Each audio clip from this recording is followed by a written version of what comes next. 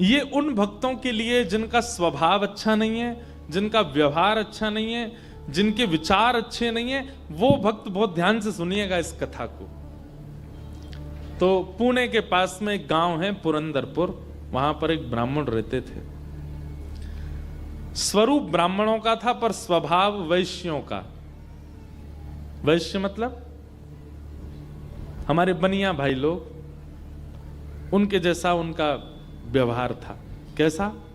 व्यापार करते थे, धन देते थे, उस पे क्या बोलते हैं उसको, ब्याज पे, ब्याज पे धन देते थे लोगों को। और अपना गल्ला खोल रखा था, गल्ले पे बैठते थे। ब्राह्मण का नियम है संध्योपासन करना चाहिए, यज्ञ करना चाहिए, अध्ययन करना चाहिए, ग्रंथों का अवलोकन करना चाहिए, पर ये सब कुछ नहीं करते थे। सुबह उठे, केवल तिलक लगाया, स्नान करके चोटी शिखा बांधी और सीधे अपने गल्ले पे पहुंच जाते थे। उनको दिन भर का यही, क्या देना है देते रहो। और इन सबके साथ साथ महाकंजूस, खूब धनवान थे। भगवान की कृपा से उन पर ब्याज का इतना धन आता था कि वो पूरे पुरंदरपुर गांव को अकेले भोजन करा सकते थे। पर इतने कंजूस थे, इतने कंजूस थे, दूध में अगर मक्खी भी गिर जाती तो दूध छान के पी जाते थे। और मक्खी को यूं पकड़ करके उसके भी 2-4 बूंद छींटा जो दूध के होते थे उनको भी लेकर पी जाते थे। दूध का क्या बिगड़े, इतने कंजूस। और कंजूसाई की हद तो तब पार हो गई, उनकी पत्नी का नाम था सरस्वती देवी। क्या नाम था? तो सरस्वती देवी जो थी, उनके पिताजी ने इसीलिए ब्याह किया कि भाई ये विप्रदेव जो हैं बड़े धनवान हैं, बेटी खुश रहेगी हमारी। तो सरस्वती देवी का ब्याह हो गया। उनकी मां ने, पिता ने जितने गहने दिए, ब्याह के अगले दिन ही, सब लोग इधर देखो, बहुत ध्यान से सुनो कथा। ब्याह के अगले दिन ही सुबह सुबह ब्राह्मण देवता उठे, देवी सुनो, सबरे गहने उतारो अपने। बोले क्यों? अरे देखो कितनी अच्छी नक्काशी की है इसमें, कितने अच्छे से तुम्हारे कुंडल बने हैं, कितने अच्छे तुम्हारे गले के हार बने हैं, हाथ के तुम्हारे बढ़िया कंगन कड़ूला, रोज पहनोगी तो घिस जाएंगे, उतार दो सबको। पत्नी ने भारी भारी सामान सब उतार दिए, कानों के कुंडल, नाक की बाली और गले का एक मंगलसूत्र रहने दिया, हाथ के कंगन रहने दिए, पैरों की पाजेब और पायल रहने दी। लेकिन पुरंदर, ये अपने ब्राह्मण देवता जो थे, इनको वो भी अच्छे नहीं लगते थे। रोज अपनी पत्नी को, तो क्यों इनको पहन के घूमती है, उनको दे दो, अंदर तिजोरी में रख दूं मैं। पत्नी कहती है तो सौभाग्य है, ये तो पहनने दिया कीजिए। महाराज कहते कहते 6 महीना हो गए, रोज टोकते। अब तो ये स्थिति में आ गए कि पत्नी के हाथ का भोजन नहीं करते थे। वो रोटी बनाती, बोले मुझे नहीं पाना, और अपनी दुकान पर जाके वो दुकान के बालक से कहते अपने घर से बनवा ला। दोनों भावना थी, एक तो नाराज थे पत्नी से कि गहने क्यों नहीं उतार रही है, दूसरा बढ़िया है घर का आटा बचेगा। इतने कंजूस। पत्नी बोली क्या करे, रात में बोली आप कैसे मानेंगे, बोले ये उतार दो जितने पहन रखे हैं। उसने कान के कुंडल भी उतार दिए, हाथ के कड़ूला भी उतार दिए, पाजेब भी उतार दी, गले का मंगलसूत्र भी उतार दिया। सब बिल्कुल कोरी हो गई बेचारी। केवल नाक की एक नथ रहने दी उसने। बोले एक तो रहने दीजिए, कम से कम इससे पता तो चले कि मैं सौभाग्यवती हूं। भाई सारे गहने उतार देना मां के लिए अशुभ होता है। पतली सी एक नाक में वो नथ भी नहीं थी, छोटी सी एक कील जैसी थी। उसके लिए भी बोले कि रात में तो उतारी दिया करो इसको भी। इतने कंजूस। सब उतार दिया। पत्नी बेचारी साड़ी में और केवल एक नथ लगा करके, मांग में सिंदूर भर के, बिंदी लगा के वैसे घूमती थी। शादी ब्याहों में जबरदस्ती नहीं जाते थे। एक दिन पहले अपने आप को बुखार में हूं ऐसा बोल देते थे, क्योंकि गहने निकाल के देने पड़ेंगे, पहन के जाएगी। इतने कंजूस। कभी कभी जो व्यक्ति अति में संसारी होता है ना, ठाकुर जी को उस पे भी बड़े मजे आते हैं देखने में। ठाकुर जी कहते हैं, मतलब एक बात हमारी सुनना बहुत ध्यान से, इधर देखना सब लोग। कई लोग ऐसे होते हैं, और आजकल ज्यादातर ऐसे होते हैं कि भक्ति में भी हैं और संसार में भी हैं। अभी उनको पता चला कि कोल्हापुर में कथा चल रही, तो कथा में भी आ रहे हैं, और 4 दिन बाद का उनका रिजर्वेशन भी है कि कब हमको क्लब जाना है, कब पार्टी करनी है, कब उल्टा सीधा खाना है, वो भी उनका फिक्स है। हमारी बात बहुत कान खोल के सुन लीजिएगा, ऐसों का उद्धार कभी नहीं हो सकता जो ना इधर के हैं ना उधर के। हम अपनी कथा में स्पष्ट कहते हैं, एक ठौर पकड़ो, या तो ठाकुर जी को ही पकड़िए, और संसार में अगर जाना बहुत रुचिकर लगता है तो उसी को ही पकड़िए, ये बीच में मत घूमा कीजिए। कथा हुई तो यहां आ गए, और कभी कुछ उल्टे सीधे काम हुए तो वहां भी चले गए। अब पी भी लेते हैं, खा भी लेते हैं, कथा भी तो सुनते हैं।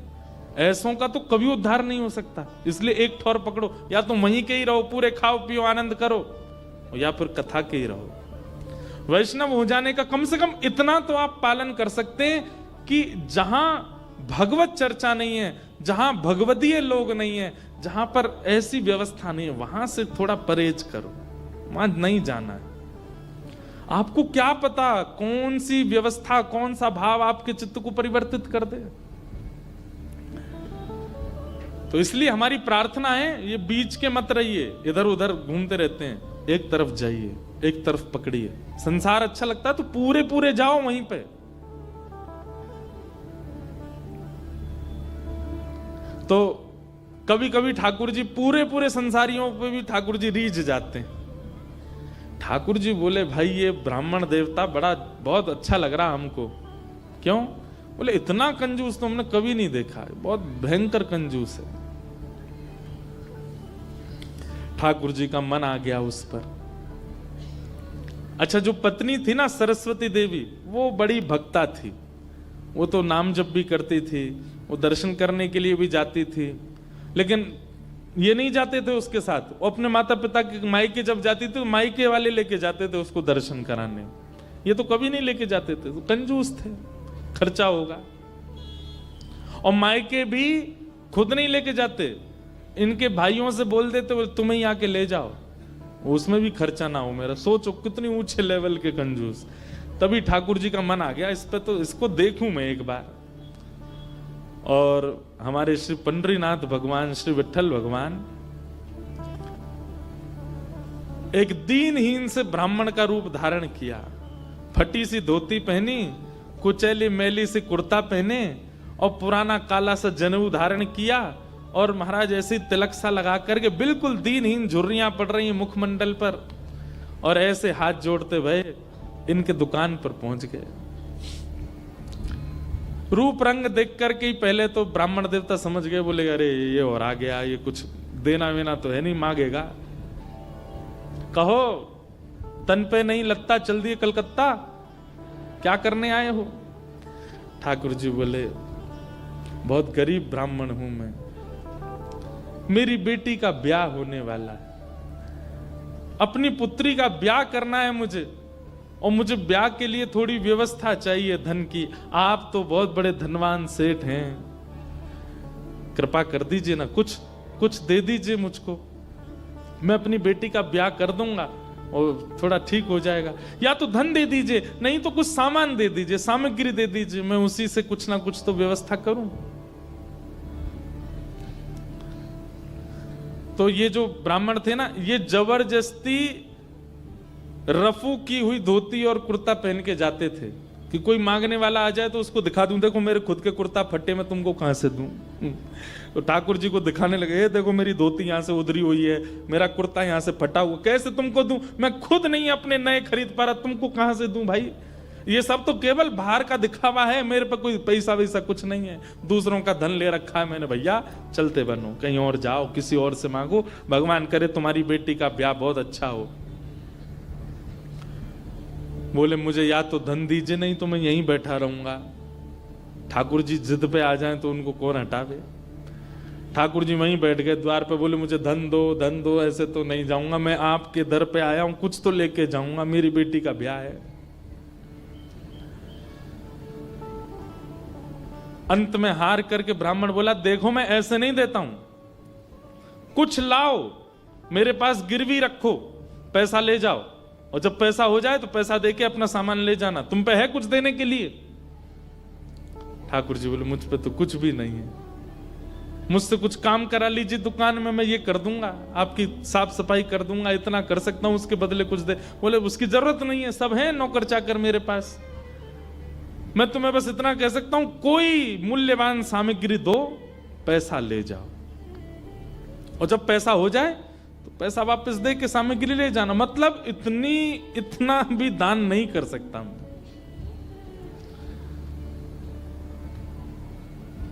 ठाकुर जी बोले, ठीक है, मैं जाता हूं, कुछ ढूंढ के लाता हूं।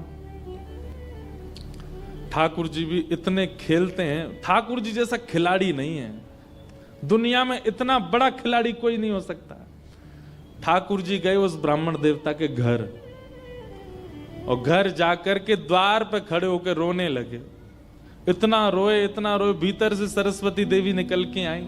अरे अरे अरे अरे ब्राह्मण देवता, आप इतना रो क्यों रहे हैं, क्या बात है? छोटी सी मेरी लाली बड़ी हो गई है, उसका ब्याह के लिए मैं बहुत दिन से वर ढूंढ रहा था, बड़ी मुश्किल से एक लड़का मिला है, अपनी बेटी का ब्याह करना है। बहुत जगह ठोकरें खा के मांगा मैंने, मुझे किसी ने सहायता नहीं दी, अंत में तुम्हारे द्वार आया हूं, यहां भी नहीं मिला, बेटी को क्या मुंह दिखाऊंगा, यहीं प्राण त्याग दूंगा, जहर मेरी जेब में ही रखा है। सरस्वती देवी तो बेचारी बड़ी भावुक, भक्त का इस स्वभाव है कि वो दूसरे की पीड़ा देख ही नहीं पाएगा, तब समझो वो भक्त है। जो दूसरे की पीड़ा देख ले और देख करके भी बिल्कुल उसका मन घबराए ना, मन बिल्कुल नेत्र सजल ना हो, समझना उसमें भक्ति भाव उचित है नहीं। सरस्वती देवी तो रोने लगी, आंखें लाल पड़ गई। बोले, भगवान मेरा मन अगर मुझ में सामर्थ्य होती मैं पूरा घर आपको दे देती, पर मैं क्या करूं? मेरे पतिदेव इतना प्रतिबंध लगा के रखते हैं कि मैं स्वयं ऐसे रहती हूं, मैं आपको क्या दूं? ठाकुर जी तो इतने ही पछाड़ खा के गिर पड़े। अरे हाय राम, अब तो मैं जहर खाना ही पड़ेगा, निकालू कहां है? सरस्वती देवी, रुकी रुकी रुकी, ऐसा मत कीजिए भगवान, चरण पकड़ूं आपके, मेरे पास एक ही वस्तु है। और तुरंत अपनी नाक की जो कील थी वो निकाली, और निकाल करके बोले, ये ले जाइए, इससे थोड़ा बहुत धन आपको मिल जाएगा, स्वर्ण की है, आप अपनी बेटी का ब्याह तो नहीं कर पाएंगे पर कुछ व्यवस्था तो हो जाएगी आपकी। ठाकुर जी ने तुरंत, जहर भी पता नहीं कहीं गिर गया था, बढ़िया तुमने दे दिया, अब मैं कुछ कर लूंगा व्यवस्था। ठाकुर जी वो कील उसकी नाक की ले ली और सीधे गए उस ब्राह्मण की दुकान पर। देखो कितने उद्यमी हैं ठाकुर जी, और उसके दुकान पर जाके सीधा ले ले, और इसके बदले अब ला पैसा दे मुझको, तू कह रहा था ना कुछ सामान दो, उसके बदले पैसा मिलेगा, ये ले सोने की कील नाक की, धर ले अपने पास, ला पैसा दे। ब्राह्मण देवता ने जैसी कील देखी, ये आपको कहां से मिली? बोले, उससे तुझको क्या, तू तो पैसा दे। मुझे कहां से मिली इससे तेरे को मतलब नहीं होना है, तू पैसा दे मेरे को, मेरी बेटी का ब्याह है, और अब मैं तेरे से भीख नहीं मांग रहा हूं, चीज रख के गिरवी तब ले रहा हूं, ला दे। बेचारा फंस गया, वो क्या करे, वो 3-4 बार सोचे, बोले मिली कहां से? बोले तू मत सोच, मुझे पैसा दे। कील उसने तिजोरी में अंदर रखी, ताला लगाया, और उसका जो धन होता था वो धन ठाकुर जी को दिया। ठाकुर जी ने जेब में धरी, निकल गए वहां से। ब्राह्मण ने अपनी भुजा ऊपर करी, बोले इसको बताता हूं, ये बहुत दानवीर बनती है अपने मन में, मैंने इसको बोला था एक कील पहने, वो तो बहुत अच्छी कृपा मुझ पर ठाकुर जी की, जो मैंने इसके सारे गहने उतरवा दिए, नहीं तो सब दान कर देती, एक कील छोड़ी वो भी दान कर दी किसी को।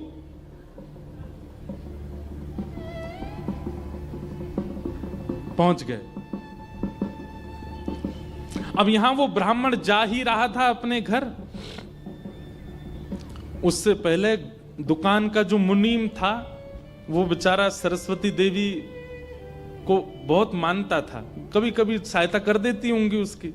वो सेठ जी से, इनसे ब्राह्मण देवता से पहले ही दौड़ के गया और जाके बोला, मैया आज बचो आप। बोले क्यों, आपने कोई कील दी थी किसी को? बोले हाँ दी तो थी, एक ब्राह्मण के ब्याह के लिए दे दी थी। क्या हो गया?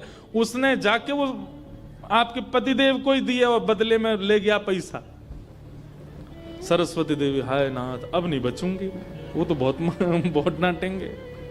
बोले वो आ रहे हैं, दुकान बंद कर दी उन्होंने, वो सीधे धोती चढ़ाए ऊपर चले आ रहे हैं सीधे, आप बचो। सरस्वती देवी बोली कहां जाऊं? हे पांडुरंगा, हे विठलनाथ, हे मेरे प्राणनाथ, मेरी रक्षा करो। ये कैसा नियम आपने मेरे आज जीवन में पहली बार तो कुछ दान किया, वो भी एक ब्राह्मण बेचारा अपनी हत्या करने पर तुला था तो मैंने किया। ये कैसा आपने खेल किया ठाकुर जी, कैसे भी मेरे पति को रोको। लेकिन इतनी डरती थी अपने पति से, इतनी व्याकुल हो गई, तुरंत विष ले लिया। बोली कि मैं उनका क्रोध नहीं सह पाऊंगी, उनकी मार पिटाई डांट नहीं सह सकती, उससे अच्छा तो मैं प्राण त्याग दूं अपने। और श्री पांडुरंग भगवान विठल की सामने सुंदर चित्रपट था, उसी के सामने नेत्र सजल हैं, हाथ में विष का प्याला लेकर के, और बस देखती जा रही है। बोले नाथ मैंने किसी और उद्देश्य से नहीं किया, केवल एक ब्राह्मण की पुत्री का ब्याह हो जाए इसलिए किया, मेरे पति मुझे छोड़ेंगे नहीं, इससे अच्छा मैं प्राण ही त्याग रही हूं। मुझे पता है शास्त्रों में प्राण आत्महत्या करना जघन्य अपराध है, पर मेरे पास और कोई उपचार नहीं है। और जैसे ही अपने मुख से लगा करके विषपान करने लगी, इतने में ही ऊपर से वो नाक की कील आकर के उसके पात्र में ही गिरी, और जैसी खन्न से आवाज हुई, नेत्र खोल करके देखा, भीतर अपने हाथ को डाल करके जैसे निकाला तो वही नाक की कील उसके हाथ में आ गई। और नाक की कील हाथ में आते ही इतने में ही वो ब्राह्मण का प्रवेश हुआ। प्रवेश होते ही उसने भीतर से किवाड़ लगाई, ढूंढने लगा कहां है, कोई साधन मिले इसको बताता हूं मैं। पत्नी सामने खड़ी थी, कहिए कहिए, आज कुछ कहूंगा नहीं, आज तो करूंगा, तू बता तैने किसी को दान कैसे किया बिना मुझसे पूछे? तू क्या दान किया? तेरी नाक की कील कहां है बता। पत्नी ने अपना हाथ आगे किया, ये रे। उस ब्राह्मण ने जाकर के कील उठाई, तेरे पास कहां से आई? बोले मेरे पास ही थी। नहीं ये तेरे पास नहीं है, ये तो मेरे पास वहां रखी है तिजोरी में भीतर, चाबी मेरी यहां डली हुई है, तेरे पास कहां से आई? बोले मेरे पास ही है, अब बहुत दिन से पहनी हुई थी, साफ करने के लिए उतारी थी थोड़ी सी। ऐसा हो ही नहीं सकता है, मैंने इसके बदले मूल्य दिया है एक ब्राह्मण को, और ये मेरी तिजोरी में रखी है, चाबी मेरे पास है। तो रुक, अभी अभी रुक, मैं अभी जाता हूं। और कील अपने संगी लेके गया, गए, जाकर के दुकान खोली, चाबी लगा करके खोली, तिजोरी जैसी खोल करके देखा उसमें वो कील थी ही नहीं, वो हाथ में थी। ब्राह्मण बोला ये कोई स्वप्न नहीं है, ये कोई अचंबा नहीं है, ये कुछ और है। नेत्र सजल हो गए, दौड़ करके घर आया, बोले मुझे सच बताओ क्या हुआ। पत्नी बोली सच बताऊं? बोले हाँ, मैंने ही ब्राह्मण को दी थी। हाँ वो ब्राह्मण वृद्ध सा, उसके कुर्ते फटे थे, उसकी धोती उधरी सी थी। बोले हाँ उसी को दी थी, वो मुझे दे के गया था और मैंने ये तिजोरी में रखी, तो फिर तेरे पास आई कैसे? बोले मुझे जब पता चला कि आप क्रोध करके आएंगे और मेरे को बहुत सुनाएंगे, डांटेंगे, मारेंगे, तो मैंने सोचा कि मैं इससे अच्छा तो अपने प्राण त्याग दूं।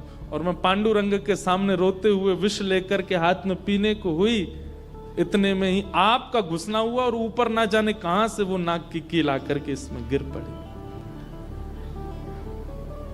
ये किसी और ने नहीं, और वो ब्राह्मण कोई और नहीं, साक्षात पांडुरंगा ही थे, वही आए थे, वही आए थे, वही ये सारी लीला करके गए हैं। मैंने जीवन भर भजन किया, जीवन भर विचार किया, दान करूं, पुण्य करूं, सत्कर्म करूं, यज्ञ करूं, पर आपने मुझे कभी अनुमति नहीं दी। अरे दुनिया के लोग कमाते हैं और दान करते हैं, पर हम कितने भाग्यशाली हैं कि स्वयं पांडुरंगा आए और आकर के हमारे कमाए गए धन को स्वयं लेकर के दान करवा के गए, ब्राह्मण बन के स्वयं अपने हाथ में लेकर के गए। ये आप पर और मुझ पर कृपा है। उसी समय ब्राह्मण ने मन में सोचा, मैंने जीवन में एक कार्य भी अच्छा नहीं किया, मैंने जीवन में एक कृत्य भी ऐसा नहीं किया जिससे ठाकुर जी मुझसे प्रसन्न हो, लेकिन मैं इतना अधम, इतना पापी, इतना दुष्ट, इतना अयोग्य, फिर भी मुझे ठाकुर जी ने इस योग्य समझा। और योग्य क्या समझा, मेरी दुकान पर आकर के ठाकुर जी याचना कर रहे थे कि मैं कुछ दे दूं। मैं कितना बड़ा दुर्भाग्यशाली कि ठाकुर जी मेरे द्वार पर आए और मैंने कुछ नहीं दिया उनको, उनसे हट किया, उनसे कहा कि कुछ लेके आओ तभी तुमको दूंगा। मेरी वजह से ठाकुर जी को श्रम सहना पड़ा। कितने कृपालु हैं बंधुओं ठाकुर जी, आपके अवगुण नहीं देखते। मैं एक बात कथा में कहा करता हूं कि मानव में और परमात्मा में अंतर क्या है। मानव वो जो सब अत्यंत गुणवान में भी अवगुण देखता है, और ठाकुर जी कौन, जो अत्यंत अवगुणी में भी एक गुण देख लेते हैं, इसमें ये गुण है। हम आप कैसे हैं, हमारे सामने 100 प्रशंसा कर दी जाए एक व्यक्ति की, और वो व्यक्ति हमारे सामने आ जाए तो हम उससे 5 मिनट मिलने के बाद जब वापस जाएंगे तो वो कहेगा, बताओ कैसा था, अच्छा था ना लड़का, मैंने उसके बारे में तुमको बताया था, अच्छा ठीक था, लेकिन उसमें भी ये कमी थी। हम कमी बहुत जल्दी ढूंढ लेते हैं। और ठाकुर जी अत्यंत अयोग्य, अत्यंत